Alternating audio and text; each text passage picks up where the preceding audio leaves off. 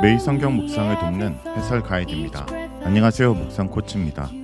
함께 읽고 나눌 말씀은 역대상 19장 1절에서 20장 8절까지 말씀입니다.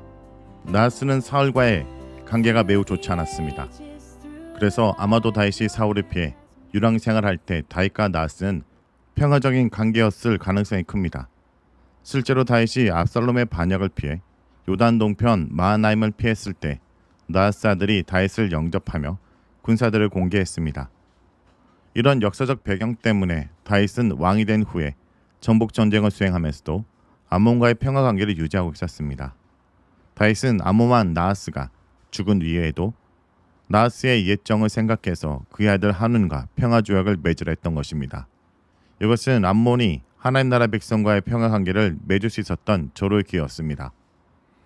암몬과의 평화 관계를 유지하려는 다윗의 선한 의도를 오해하고 암몬 사람들은 조문 사절단에게 치욕을 줬습니다. 한우는 신하들의 말만 듣고 다윗의 조문 사절을 정탐꾼으로 몰아 그들의 수염을 깎고 엉덩이가 드러나도록 옷을 도려내었습니다. 이것은 다윗과 이스라엘 백성에게 매우 수치스러운 일이었을 뿐 아니라 평화조약을 맺지 않고 다윗과 전쟁을 하겠다는 선전포고나 다름이 없었습니다. 다윗은 모욕당한 사절단을 여리고에 머물도록 배려했습니다. 암몬 왕 한운의 어리석은 불신이 전쟁을 자초하게 되고 암몬은 패망의 길을 향해 나아갑니다.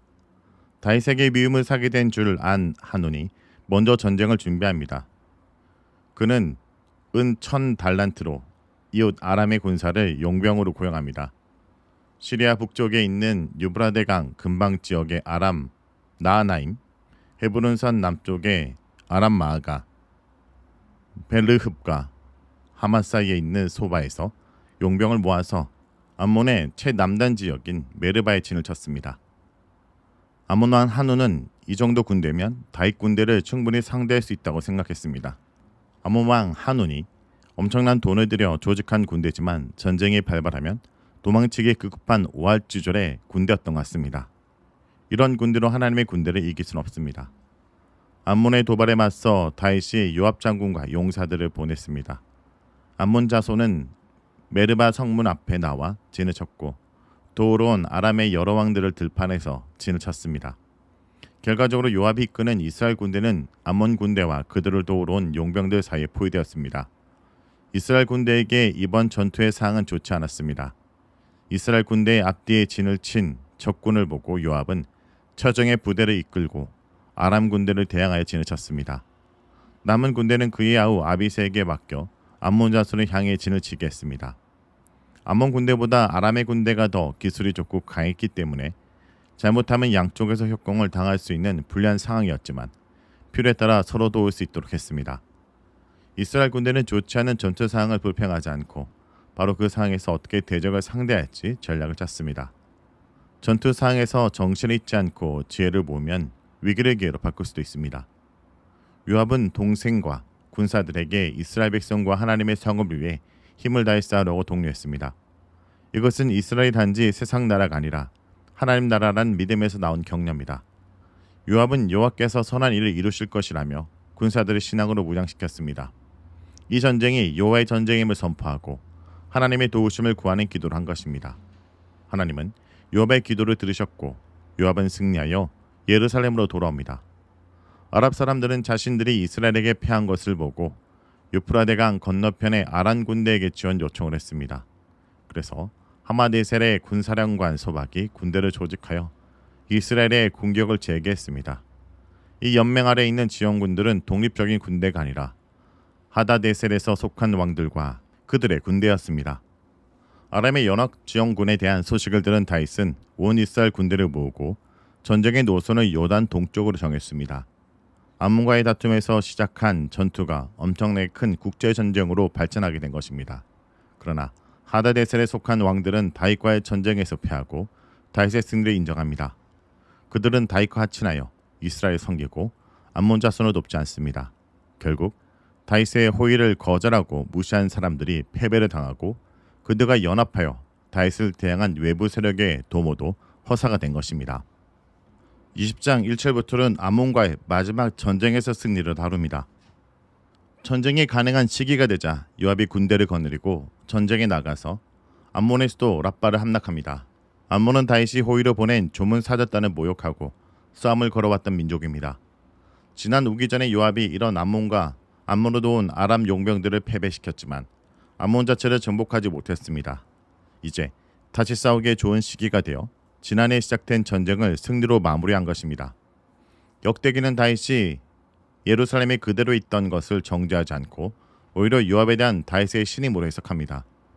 사무엘하 11장 1절의 이하를 보면 다윗은 우리아의 아내 밧세바를 범하고 그것을 은폐하기 위해 충성스러운 용사 우리아를 최전방에서 전사하게 만들었습니다. 역대기 저자가 이 사건을 의도적으로 생략한 이유는 포로에서 돌아온 이스라엘 백성은 하나님의 승리를 온 열방에 드러낼 신탁받은 공동체임을 강조하기 위해서입니다. 다윗이 요압의 초청을 받고 랍바에 가서 아몬 왕의 왕관을 빼앗아 자기 머리에 씁니다. 다윗이 취한 왕관이 34kg인 것으로 보아 아몬 왕이 아닌 암몬이 성기는 주신 밀곰 혹은 말캄 신상의 머리에 놓였던 것일 가능성이 큽니다. 이것이 아몬 왕의 왕관이든 혹은 밀곰 신상의 것이든 암몬의 영광이 다윗의 머리 위로 옮겨지게 되어 다윗이 그들의 주권자가 됨을 선포한 것입니다. 하나님 나라의 중요한 원리는 하나님의 승리와 그로 인한 하나님의 통치입니다. 다윗은 하나님의 뜻에 따라 열방을 대리 통치하고 있습니다. 다윗의 호의를 거절하고 무시했던 암몬 사람들은 결국 전쟁에서 패배합니다. 패배한 암몬 사람들은 톱질과 도끼질 그리고 썰해질 등 중도동에 동원됩니다. 이처럼 하나님은 그의 나라에 대항하는 자들은 심판하시지만 다윗처럼 하나님 나라를 받아들인 자에게는 전쟁에서 승리하도록 복을 주십니다. 거룩한 전쟁은 항상 구원과 심판이라는 양면성을 가지고 있습니다. 거룩한 전쟁을 통해 하나님 백성은 생명의 구원을 받고 대적들은 죽음의 심판을 받습니다. 이로써 하나님의 공의와 거룩이 성취됩니다. 이스라엘이 게셀을 해서 블레셋과 전쟁을 쏘게 됩니다. 유다 족속 후사의 후손 중 10부계가 키가 큰 자손 중에 있는 10배를 쳐서 죽이고 승리합니다. 가나안이 키가 큰 자, 곧 르바임 족속의 땅일지라도 다윗의 부하 10부계에게 죽임에 당한 것입니다. 이들은 싸움에 능한 블레셋 영웅들이었습니다. 재개된 블레셋과의 전쟁에서 엘하난이 가드 사람 골리앗의 아우 라흐미를 죽입니다. 라흐미의 창자로는 베틀체와 같다고 합니다. 골리앗의 아우를 죽인 것은 이스라엘이 블레셋을 결정적으로 이겼다는 것을 뜻합니다. 다윗이 소년 시절 골리앗과 대면하면서 시작한 하나님의 전쟁이 마무리된 것입니다.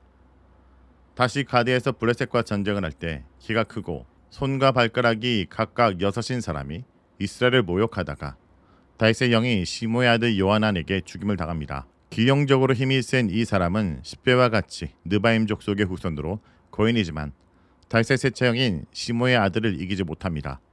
이전에 사울이 블레셋군에게 죽임을 당했습니다.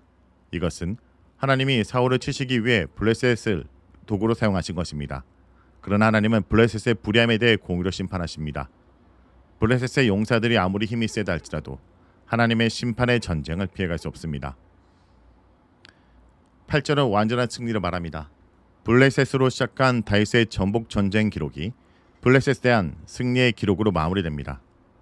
다윗의 용사들이 죽인 3명의 블레셋 용사들은 모두 다 키가 크고 힘이 센 자들이었습니다. 가드의 키 큰 자의 소생이라도 다윗의 손과 그의 신하의 손에 다 죽었더라 라는 마지막 말은 다윗이 블레셋과의 전쟁에서 완전히 승리했음을 보여줍니다.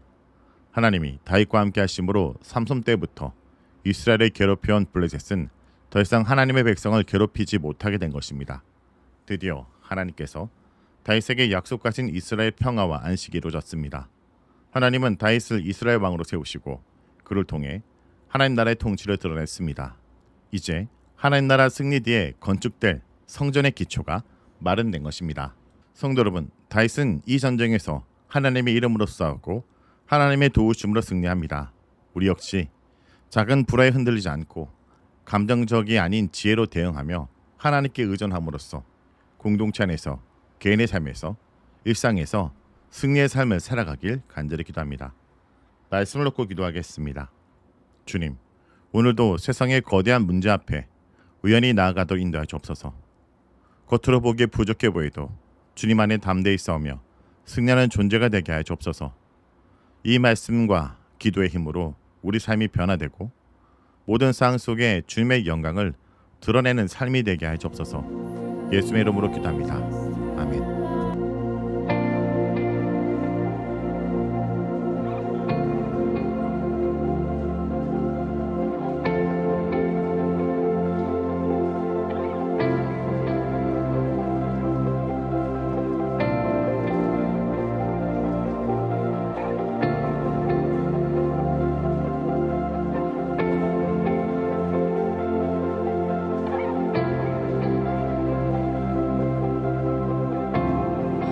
무덤 문이 열리고 마른 뼈 살아나네. 주로 인해 거짓은 무너지고 진리가 선포되네. 이곳에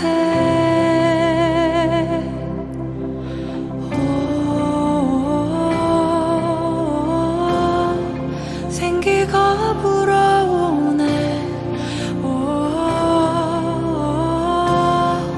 성령이 일하시네. 회복이 일어나네. 부흥이 시작되네. 성령의 바람 여기 불어와 권능으로 임하시네. 거룩한 세대 여기 일어나 주님의 뜻 이루시네.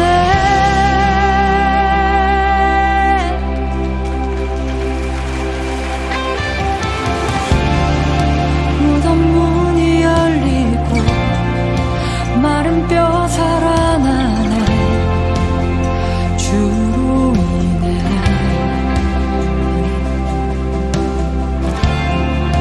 거짓은 무너지고 진리가 선포되네.